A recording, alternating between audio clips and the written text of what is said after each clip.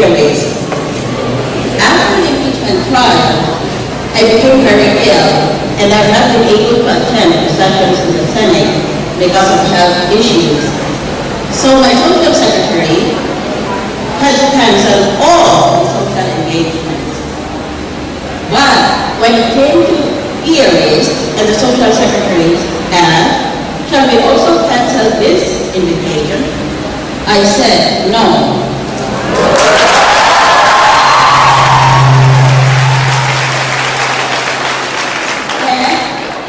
I educated her.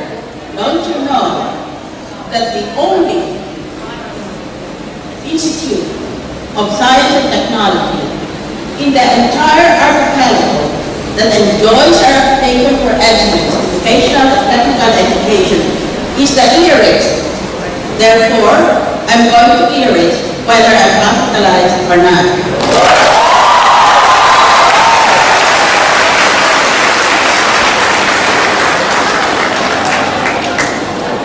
Ano ba ang gusto ninyo na napunta kayo, hindi lamang sa educational vocational school, but also in a school that is past earning our education for higher education. We are now graduating masters and doctorate, conferring masters and doctorate degrees undergraduates. Ano ba talaga ang hanap ninyo sa buhay? Kamukha lang kayo sa isang klase kung saan sabi ni teacher, class, anong gusto nyo maging pagdating ninyo? 1. Gusto ko maging piloto. Nena, gusto ko maging teacher. Maria, gusto ko maging mabuting ina. Pedro, gusto ko gawin ina si Maria.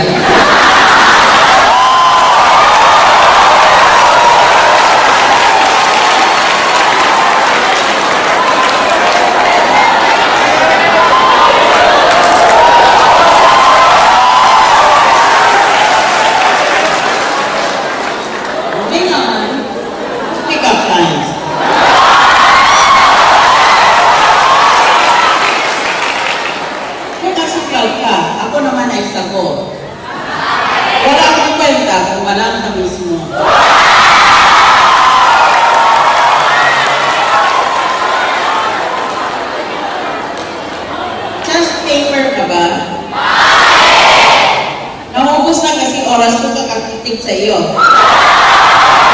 Kaya tuloy, babagsak na yata ako sa iyo.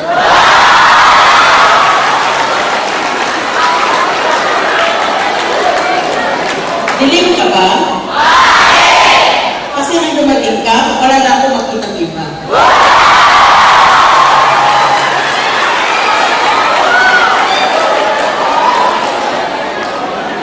Ang relationship parang silang computer.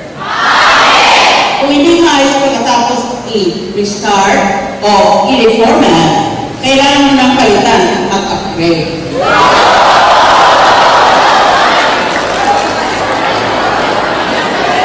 You know that I devoted a series of books on philosophy.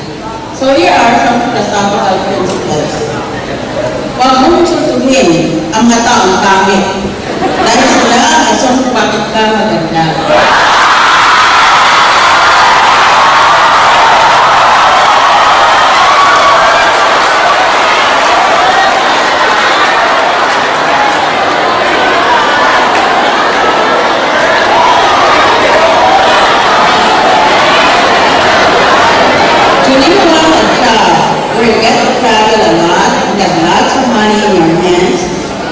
Pwede ka nang tutor ng bus.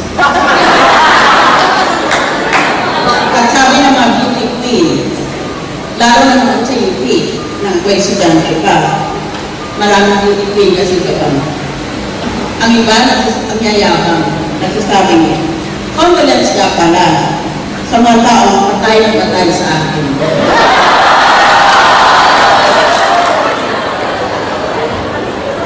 Kapag meron kang kaaway, sabihin mo, kung kasalanan na maging maganda, huwag kang mag-alala.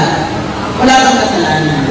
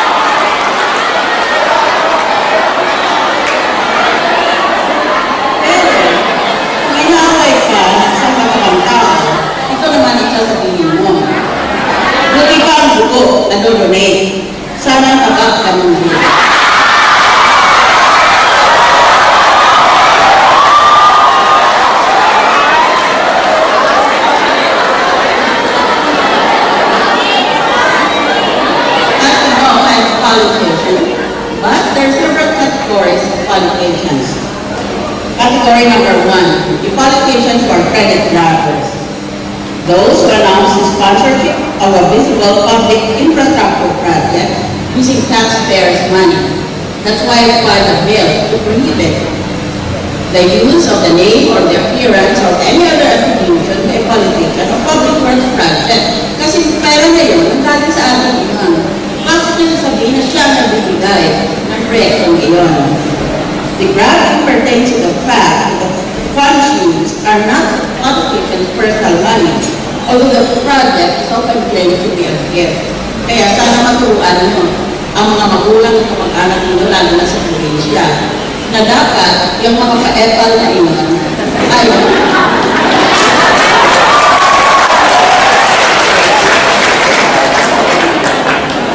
tigil na. Ito pa dapat turo natin sa mga hindi nakapagpunta sa mga eskwelahan matataas. Flight welcome. Local officials welcoming visitors to their towns as if their towns were their own five towns. Para ba silang mga hari na dumating sila? Papamit na nila. Mababa sila sa mga kotse nila. Masyadong maayos ang pagsaspread ng kanilang mga sinusuot. Masyadong makintab ang mga sapatos at mga alahas.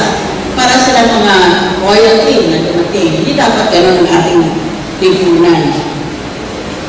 Next category, interlopers. Uncalled for public meetings or public events. For example, happy fiesta from Congressman X. Ang hili-hili ng ganyan. Kaya bakit ang ating bansa ay puro ng mga mukha nila.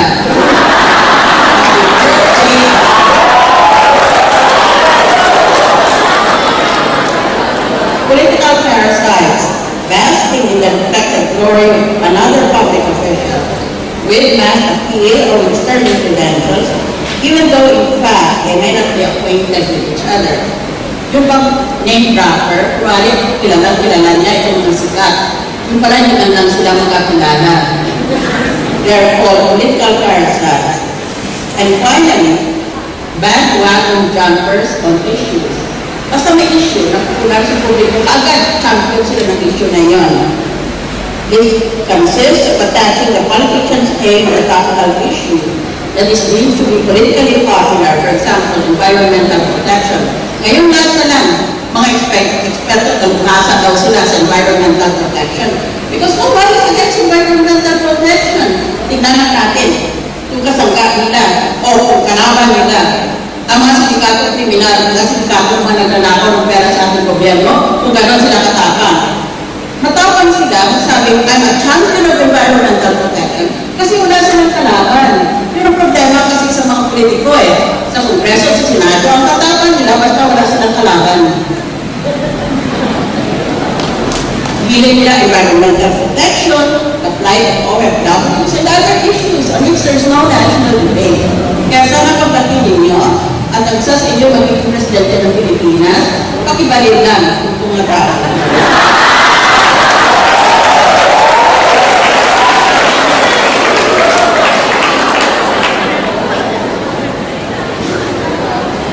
Now I will deliver my speech. It's entitled Backlash Against Premature Campaigns.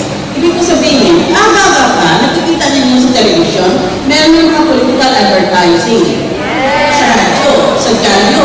Ang layo pa ng eleksyon, it's in May next year. Agosto pa lang ngayon. That's what I mean by premature campaigning. Mga paranoid, wala ka planning kasi itong mga tao.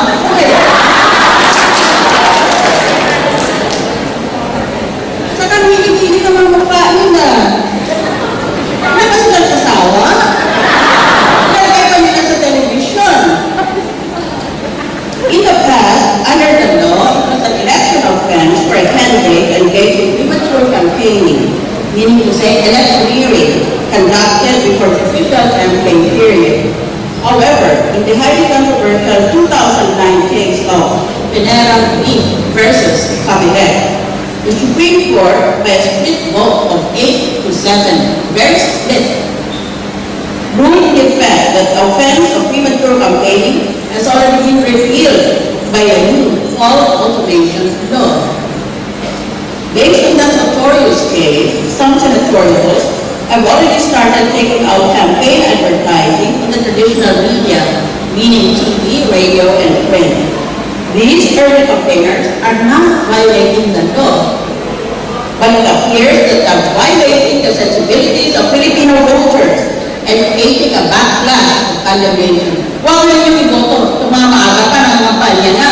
Maaga pa nga ng kampanya na, pag nakaw pa kaya ng pera, imaaga din sila.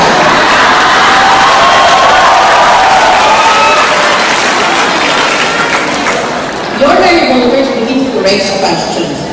The first question is, why these early campaigners are so rich that they can afford to take out expensive media advertisements ahead of all other candidates?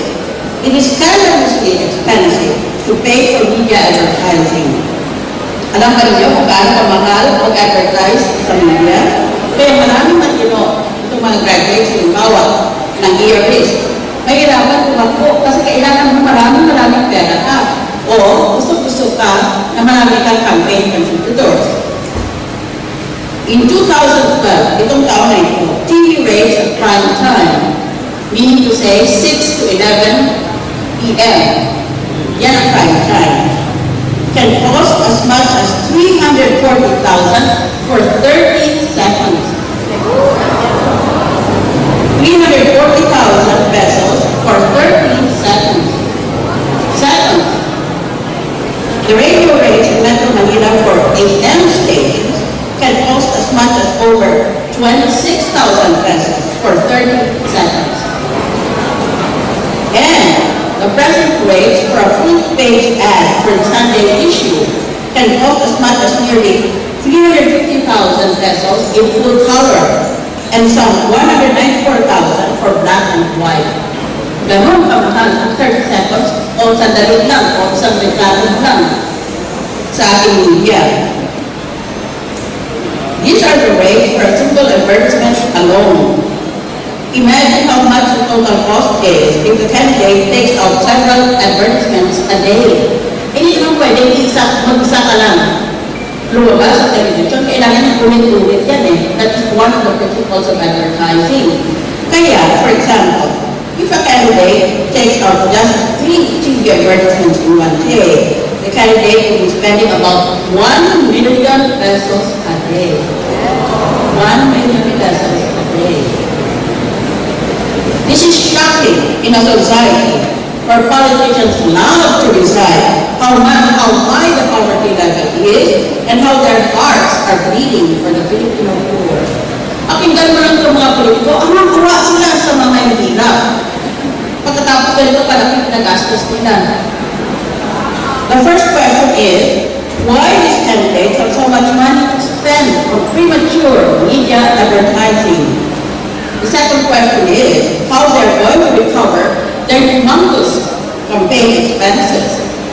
Nakapital kasi sila eh. Natural, pagkalala na sila, mabawiin nila ang kapital nila, may interest pa.